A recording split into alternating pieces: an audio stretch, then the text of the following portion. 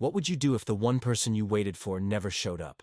What if you sat there, dressed in your best, heart full of hope, only to watch the minutes turn into an hour of silence?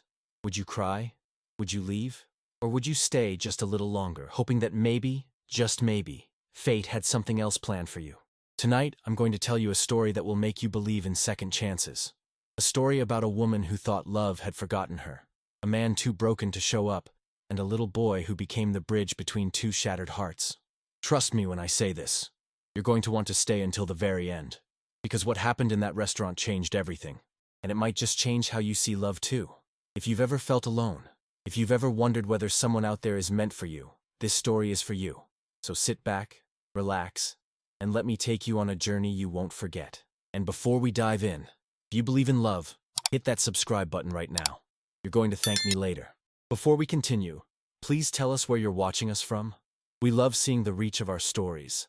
Emma had always believed in love. Not the fairy tale kind that children dream about, but the real, messy, complicated kind that makes you cry and laugh in the same breath. She was 34 years old, and somewhere along the way, that belief had started to fade.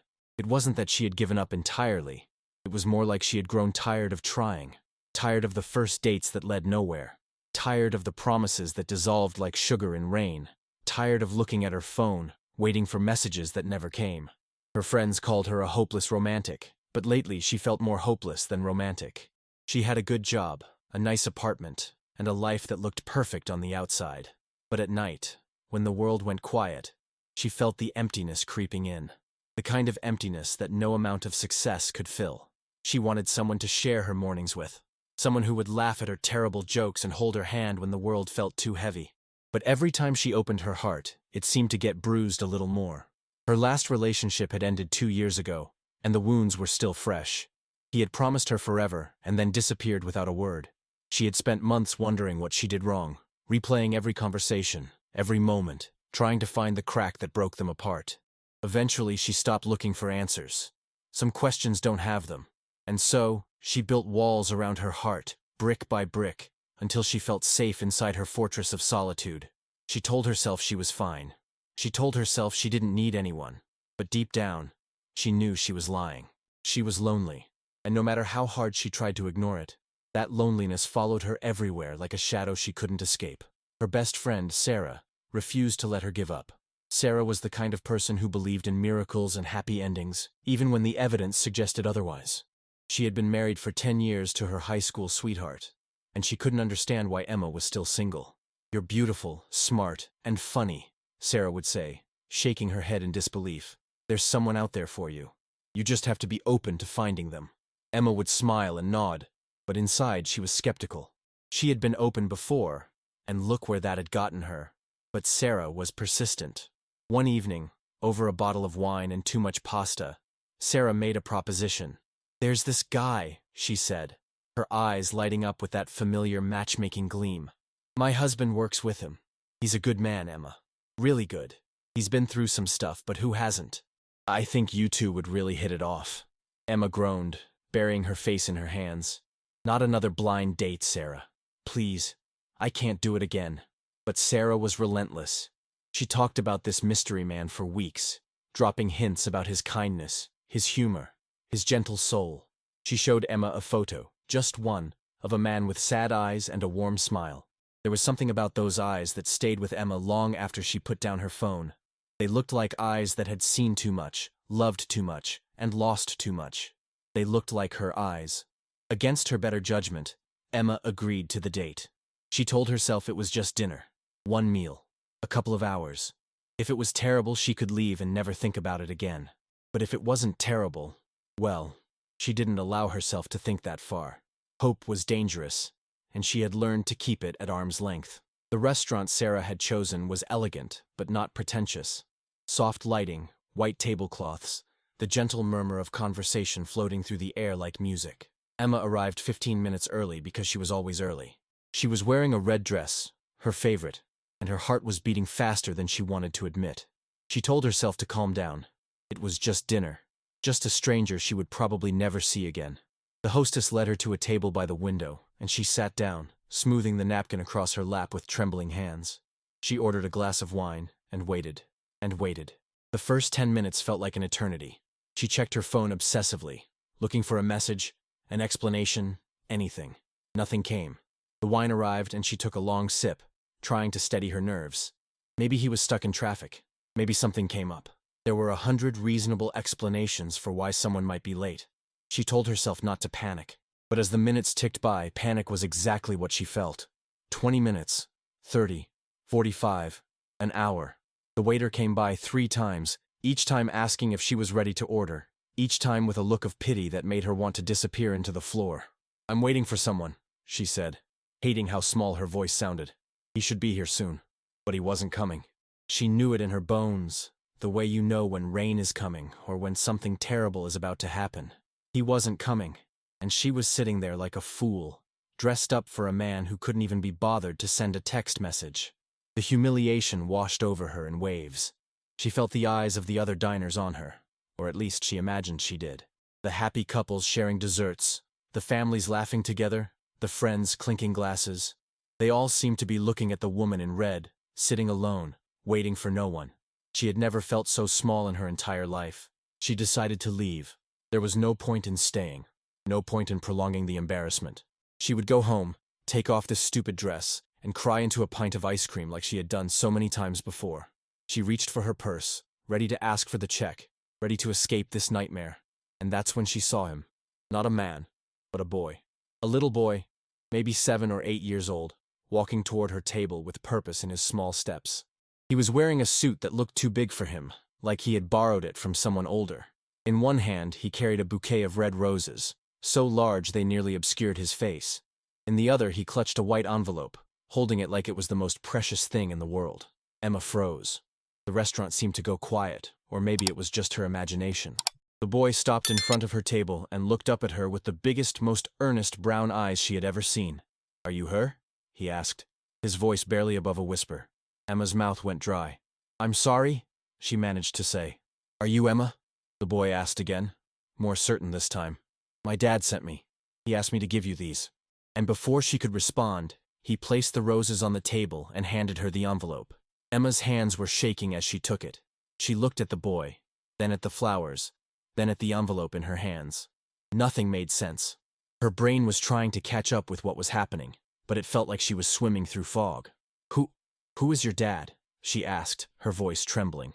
But the boy just smiled, a small, shy smile that broke her heart, and pointed at the envelope. He said, "Everything is in there. Please read it. Please." There was something in the way he said please that made her chest tighten. It wasn't a demand. It was a prayer. Whatever was in this envelope meant everything to this child. And so, with trembling fingers, she opened it. The letter was handwritten. She could tell immediately that whoever wrote it had taken their time. The handwriting was neat, but emotional, with words crossed out and rewritten, as if the author had struggled to find exactly what they wanted to say. She took a deep breath and began to read. "Dear Emma, I know I'm not there tonight and I know you must hate me. You have every right to. You got dressed up, drove to this restaurant and waited for a man who was too much of a coward to show up. I'm sorry. I'm so deeply, truly sorry. But I need you to understand why. My name is Daniel, and 5 years ago, I had everything. A beautiful wife named Claire, a son who made every day worth living, and a future that seemed brighter than I deserved. We weren't rich, but we were happy. The kind of happy that makes you forget about all the problems in the world because you're too busy being grateful for what you have. Claire was the love of my life. She was the first thing I thought about when I woke up, and the last thing I thought about before I fell asleep. She taught me what it meant to love someone more than yourself. She made me a better man. And then 3 years ago she got sick." Emma's breath caught in her throat. She looked up at the little boy, who was watching her with those big brown eyes, waiting patiently for her to finish. She turned back to the letter, her vision blurring with tears. "It started with headaches, just headaches, nothing serious, or so we thought. But the doctors found something else, something that couldn't be fixed with medicine or surgery. I won't go into the details because even now I can't write about it without falling apart. What I will say is this. I had 2 years to watch the woman I loved disappear piece by piece. 2 years to hold her hand as she fought a battle she couldn't win. 2 years to explain to our son why Mommy was getting weaker, why she couldn't pick him up anymore, why she spent more time in hospitals than at home. She died on a Tuesday. It was raining. I remember because I kept thinking how unfair it was. how the sky was crying when I couldn't. I was too numb to cry, too broken to feel anything at all. I held her hand until the very end, and when she took her last breath, a part of me died with her. The letter continued, and Emma could barely see the words through her tears. For a long time after she passed, I was just going through the motions. I woke up, got my son ready for school, went to work, came home, made dinner, put him to bed, and then sat in the dark, wondering how I was supposed to keep going. I didn't want to live without her, but I had to, because our son needed me, because she would have wanted me to be strong, because giving up wasn't an option, even when it felt like the only one. My friends tried to help. They invited me to dinners, introduced me to people, told me it was time to move on. And I know they meant well. I know they were trying to save me from drowning in my own grief. But I wasn't ready. How could I be ready? How could I even think about loving someone else when my heart still belonged to a woman who was no longer here? And then, a few months ago, something changed. My colleague showed me your profile on that dating app. He said you seemed kind, different. He said you had sad eyes, just like mine. And maybe that meant something. I looked at your photo for a long time that night. There was something about your smile that made me feel something I hadn't felt in years. Hope. It scared me. It terrified me, actually. Because hope is dangerous when you've lost everything. Hope means opening yourself up to the possibility of pain, and I had already been through so much pain. But I couldn't stop thinking about you. So I did something crazy. I agreed to this date. I told myself I could do it. I told myself Claire would want me to try. I told myself my son deserved to see his father happy again. And for a few days, I actually believed it. Emma turned the page, her heart pounding in her chest. But as tonight got closer, the fear came back. Not a little fear. An overwhelming, paralyzing terror that made it hard to breathe. I kept thinking, what if I'm not ready? What if I mess this up? What if I fall for this woman and then lose her too? I couldn't go through that again. I couldn't put my son through that again. So, I did what cowards do. I hid. I told myself I would text you to cancel. I picked up my phone 100 times, but I couldn't bring myself to do it. Because canceling felt like giving up. And giving up felt like betraying Claire's memory. She always told me I was stronger than I thought. She made me promise in those final days that I wouldn't close my heart forever. That I would find someone to laugh with again. That I would give our son a chance to have a complete family. But how do you keep a promise that feels impossible? How do you love again when you're terrified of loss? The letter continued, and Emma realized she was openly crying now, tears streaming down her face without shame. The little boy reached out and touched her hand gently, as if to comfort her, and the gesture made her cry even harder. I'm sitting in my car right now in the parking lot of this restaurant. I've been here for an hour, watching people come and go, trying to find the courage to walk through those doors. But my legs won't move. My heart won't let me. So instead, I'm sending the bravest person I know, my son, Ethan.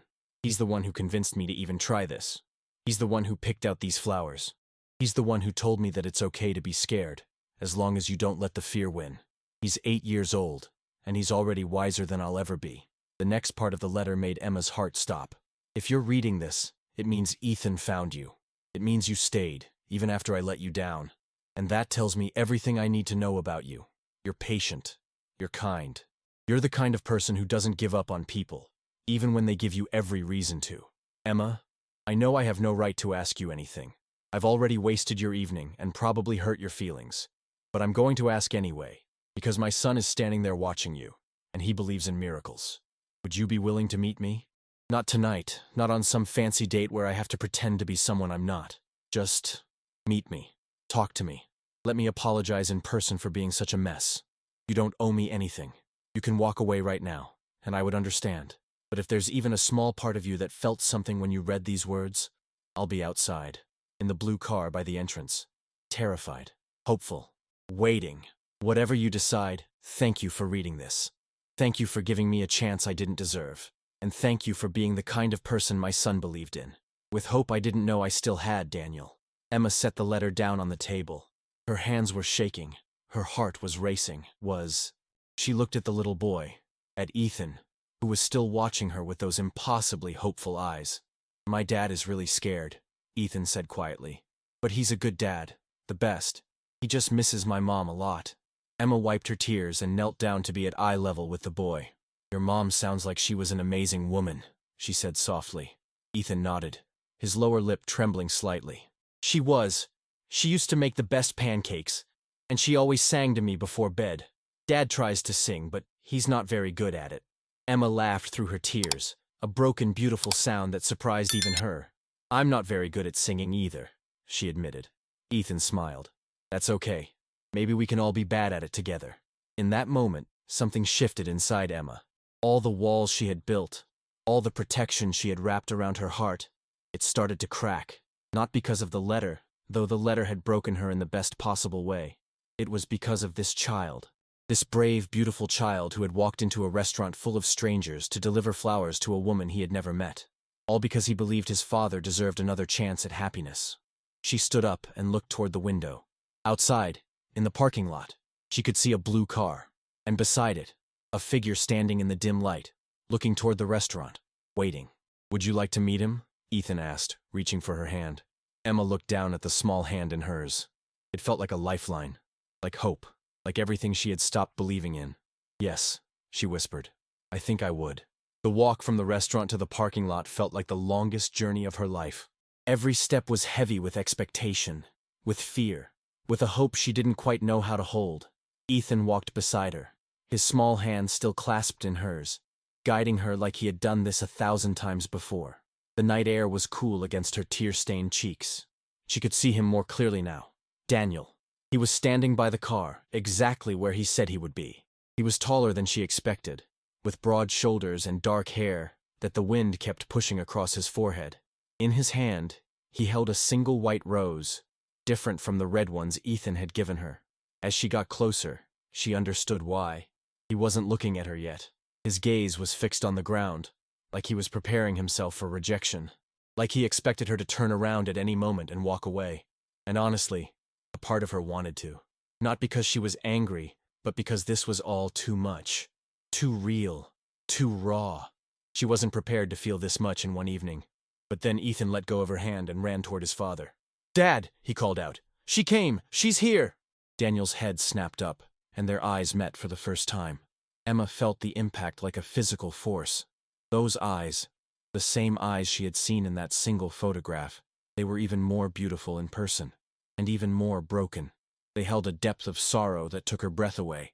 But beneath that sorrow, she saw something else. Hope. The same terrified, fragile hope that was blooming in her own chest. For a long moment, neither of them spoke. They just stood there. Two strangers who somehow felt like they had known each other for years. The silence wasn't uncomfortable. It was full. Full of all the words that hadn't been spoken yet. Full of all the possibilities that lay ahead. Finally, Daniel cleared his throat. You stayed, he said, his voice rough with emotion. I stayed, Emma confirmed. I didn't deserve that. After everything. I didn't deserve you giving me another chance. Emma took a step closer. Maybe not, she said honestly. But I read your letter, and I met your son, and I think, she paused, searching for the right words. I think we're all a little broken, Daniel. I think we all have reasons to be scared, but fear shouldn't get to decide our future. Daniel's eyes glistened in the dim light. My wife used to say something like that, he whispered. She said courage isn't the absence of fear. It's being terrified and showing up anyway. She sounds wise. She was. She was everything. Daniel looked down at the white rose in his hand, and Emma saw his fingers tighten around the stem. This was her favorite, he said quietly. White roses. She said they represented new beginnings. Whenever something important was about to happen, I'd bring her one. The day I proposed. The day we found out about Ethan. The day he stopped, unable to continue. The day she passed. Emma finished gently. Daniel nodded, tears now streaming freely down his face. He made no effort to hide them, and that vulnerability, that willingness to be completely exposed, made Emma's heart ache in the most beautiful way. I brought it tonight because I wanted her to be here, he said. I wanted her to know that I'm trying, that I'm not giving up, that I'm honoring my promise to her, even though it scares me more than anything has ever scared me. He lifted his eyes to meet hers, and in that moment, Emma saw not just the grief and the fear, but the man beneath it all. A man who had loved deeply and lost profoundly. A man who was still standing, still fighting, still hoping. A man who had sent his son into a restaurant with flowers and a letter because he believed, even through his terror, that love was worth one more try. Ethan tugged at his father's sleeve. Dad, she seems nice, he whispered. though it was loud enough for Emma to hear. "I think Mom would like her." Daniel let out a laugh that was half sob, half joy. He knelt down and pulled his son into a fierce hug. "I think so too, buddy," he said, his voice muffled against Ethan's hair. "I think so too." Emma watched them, her heart so full it felt like it might burst. This wasn't what she had expected when she walked into that restaurant tonight. She had expected awkward small talk, forced smiles, maybe a mediocre meal, and an even more mediocre connection. She had expected another disappointment in a long line of disappointments. Instead, she got this. 2 broken hearts reaching out to hers. A letter that said everything she had ever wanted to hear. A little boy who believed in miracles. And a man. A beautiful, terrified, hopeful man who was willing to try again. Daniel stood up and turned to face her fully. "I know this isn't how first meetings are supposed to go," he said. "I know I've already messed everything up, but if you're willing, if there's any chance at all, I'd like to start over. Properly this time. No hiding. No fear. Just us." He extended his hand, the white rose held out like an offering, like a promise, like a new beginning. Emma looked at the rose, then at Daniel, then at Ethan, who was watching with hopeful eyes. She thought about all the reasons she should say no, all the walls she had built, all the times love had hurt her. And then she thought about Claire, a woman she had never met but felt like she knew. A woman who had loved this man and this child with everything she had. A woman who had made her husband promise to find happiness again. Emma reached out and took the rose. The months that followed weren't easy. Real love never is. There were awkward moments and misunderstandings. There were nights when Daniel withdrew into his grief, and Emma had to learn when to push and when to give him space. There were times when Ethan talked about his mother, and Emma felt like an intruder in their sacred memories. But there were also moments of pure, unexpected joy. Like the first time Ethan called her Emma instead of Miss Emma, his voice casual and comfortable, like she had always been a part of his life. Like the first time Daniel laughed, really laughed, at one of her terrible jokes, and she realized she was seeing a glimpse of the man he used to be. Like the first time they all cooked dinner together, making an absolute mess of the kitchen but not caring at all because they were too busy laughing. She learned the rhythms of their life. The way Ethan liked his sandwiches cut diagonally. The way Daniel drank his coffee black in the morning but added sugar in the afternoon. The way they both got quiet on Claire's birthday and the anniversary of her death. And how the best thing Emma could do was simply be there, present and patient and full of love. She visited Claire's grave with them on a rainy Sunday afternoon. Daniel had been hesitant to ask her, afraid it was too much, too soon. But Emma insisted. She wanted to thank the woman who had shaped the 2 people she was falling in love with. She wanted Claire to know that she wasn't trying to replace her, that no one could ever replace her, but that she would take care of the family she had left behind. She stood before the headstone, rain mixing with her tears, and made a silent promise.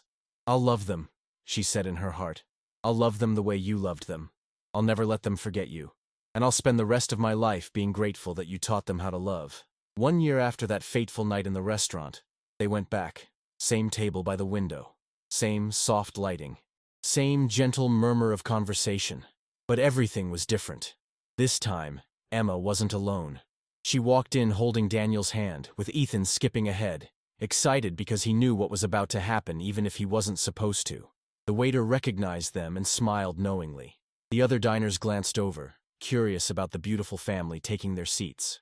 They ordered the same wine Emma had ordered that night, the wine she had drunk alone while waiting for someone who never came. And when the glasses arrived, Daniel stood up. 1 year ago, he said, his voice steady but emotional. I was the biggest coward in the world. I sat in a parking lot while the bravest woman I've ever met waited for me inside.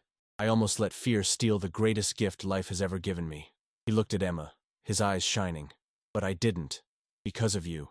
Because you read a letter from a broken man and decided to give him a chance.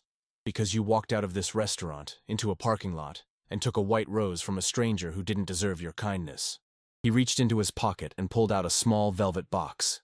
Emma's hands flew to her mouth. Ethan was bouncing in his seat, barely containing his excitement. Emma, Daniel said, kneeling beside her chair, you taught me that love isn't about being perfect. It's about being brave.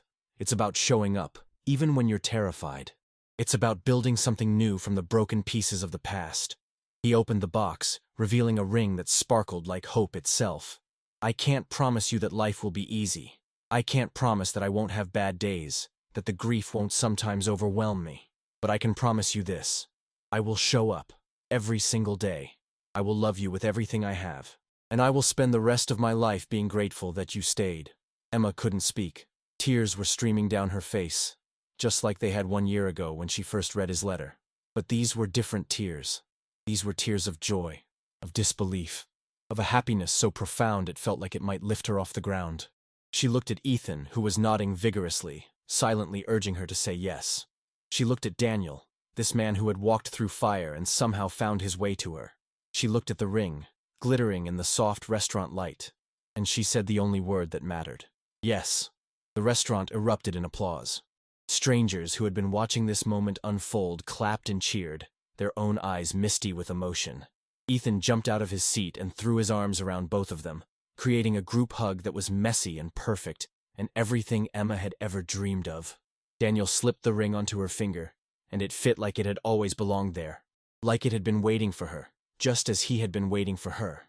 "I love you," he whispered, his forehead pressed against hers. "I love you too," she whispered back. "Both of you. More than I ever thought I could love anything."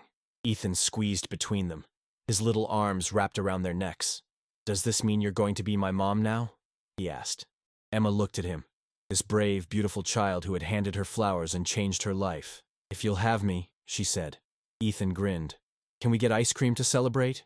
And just like that, the tears turned to laughter. The three of them, this family born from grief and hope and the courage to try again, walked out of the restaurant together, ready to write the next chapter of their story.